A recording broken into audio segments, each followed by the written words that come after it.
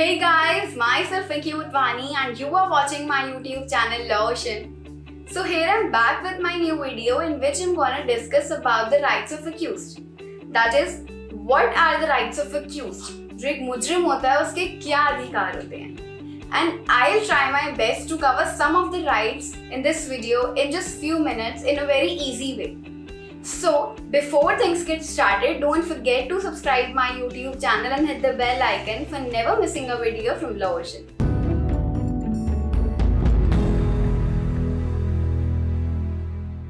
बात करेंगे सबसे पहले ये जानने की कि जो अक्यूज होता है, जो एक मुजरिम होता है, उसके पास सबसे पहला राइट होता है ये जानने का कि उसको किस बेसिस पर अरेस्ट किया गया, उसके अगेंस्ट क्या चार्जेस फ्रेम किए गए हैं, ये जानने का उसका पूरा राइट होता है।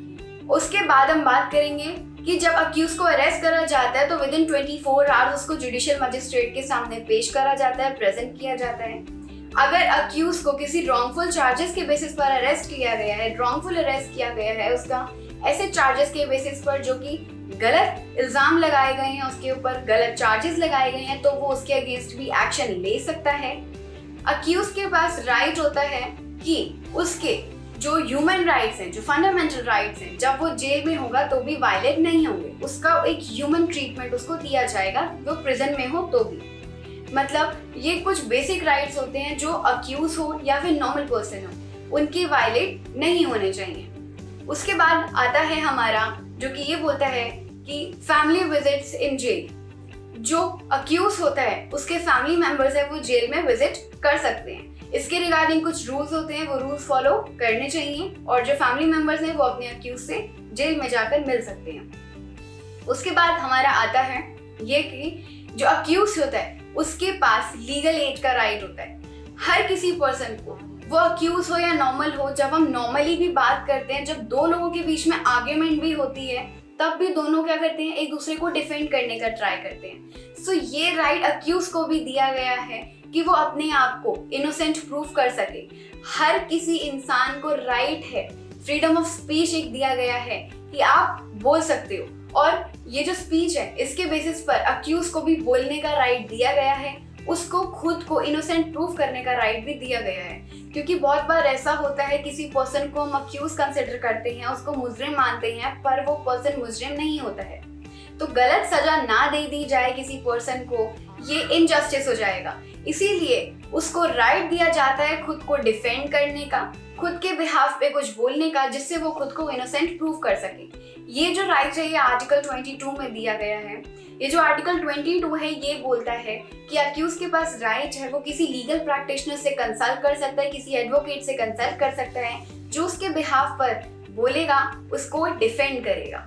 उसके बाद हमारा आता है double jeopardy, right to double jeopardy, जो article 22 sub clause 2 of Indian constitution में दिया गया है, जो कि ये बोलता है कि एक पर्सन को एक ही बार अरेस्ट किया जाएगा, एक ऑफेंस के लिए एक पर्सन को एक ही बार पनिश किया जाएगा।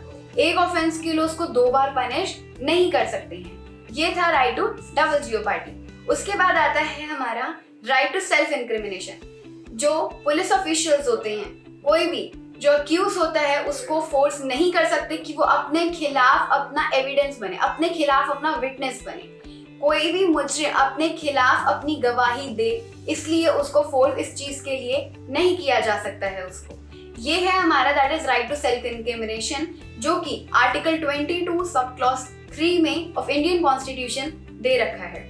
उसके बाद आता है that is right to cross examination. जब क्रॉस एग्जामिनेशन हो रहा होता है उस टाइम पे अक्यूज जो है उसको वहां पे मौजूद रहना जरूरी होता है। जो क्रॉस एग्जामिनेशन होता है उसमें आर्ग्यूमेंट्स होती हैं, दोनों की दोनों पार्टी जो विटनेस है, अक्यूज है, सब अपने बेसिस पर अपनी गवाही देते हैं। उस टाइम पे अक्यूज को बोलने का भी मौका दिया जाता है, जिससे वो अपने आप को जो वहाँ पर इनोसेंट प्रूव कर सके, अपनी बात जो जज है, जो कोर्ट है, उनके सामने अपना पॉइंट रख सके। इसलिए क्रॉस एग्जामिनेशन में अक्यूज का प्रेजेंट होना जरूरी है।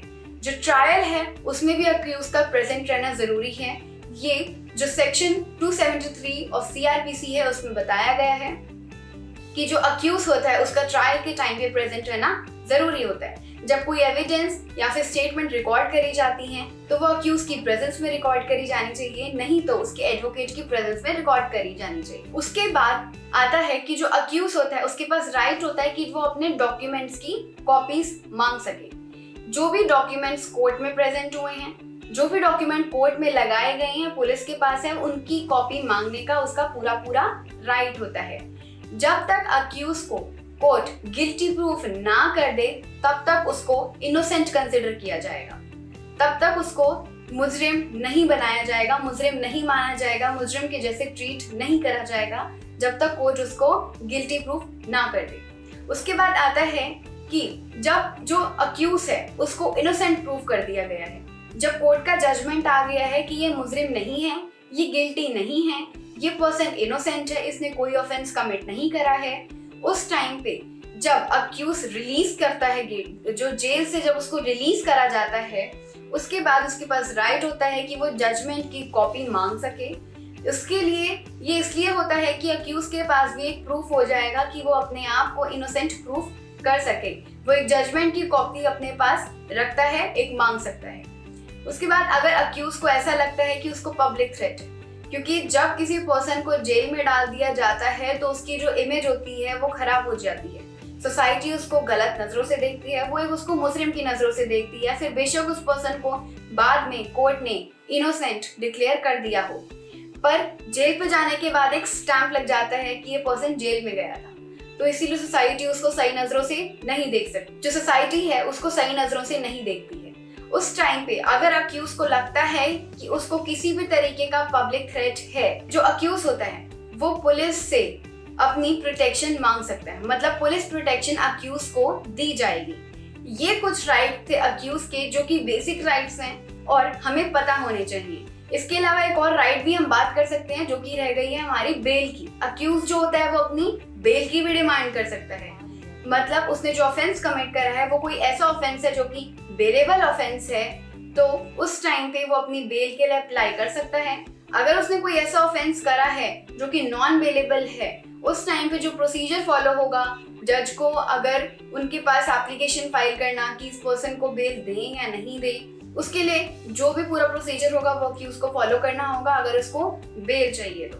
राइट टू अपील जो कि ये बताता है कि जो अक्यूज होता है उसके पास राइट टू अपील होता है। अगर उसका मैटर किसी डिस्ट्रिक्ट के सेशन कोर्ट में चल रहा है, उस टाइम पे जब जजमेंट आया वो कोर्ट के जजमेंट से सैटिस्फाइड नहीं है, तो उसके पास राइट होता है अपील करने का हायर कोर्ट्स में, मतलब हाई कोर्ट और सुप्रीम कोर्ट में उसके पास राइट होता है अपील करने का।